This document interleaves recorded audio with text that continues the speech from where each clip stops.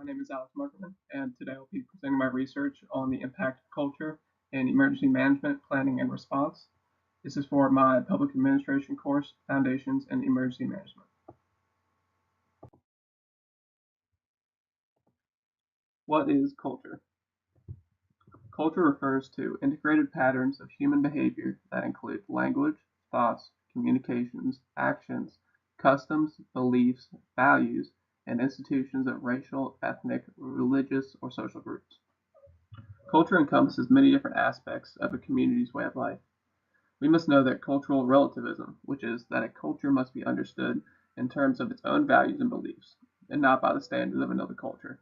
This is crucial in emergency management, planning, and response. Symbols, rituals, and social structures are some of the aspects that make up a community's culture. Emergency officials must be able to communicate and aid all communities affected by disasters, which is why emergency officials must continually educate themselves on different cultures around the world. Another important aspect of culture is that it is learned over time. We use the symbols, rituals, and social structures to learn more about the different cultures.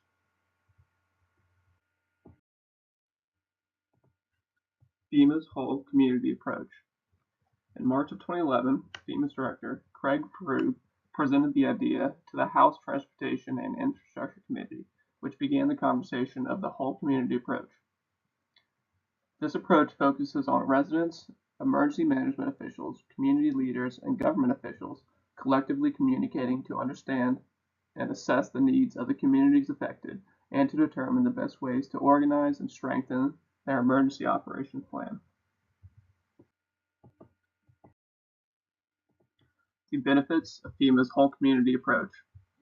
FEMA notes the benefits of the whole community approach to include shared understanding of the community's needs and capabilities, increased preparedness, creates relationships with community leaders and emergency officials, and integration of community resources.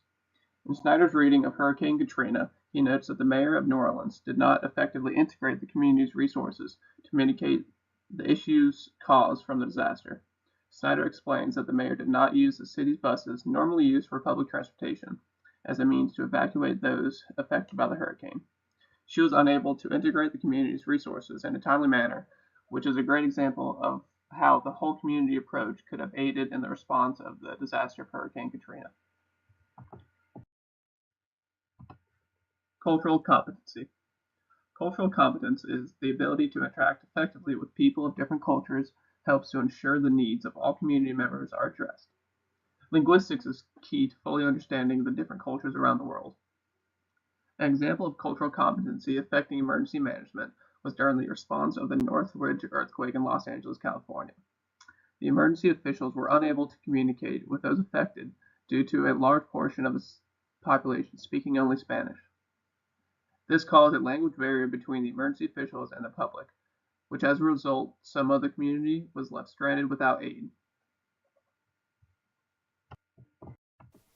Hi, Alex here. Just want to say thank you for viewing my presentation on culture and emergency management, and I hope you have a great day.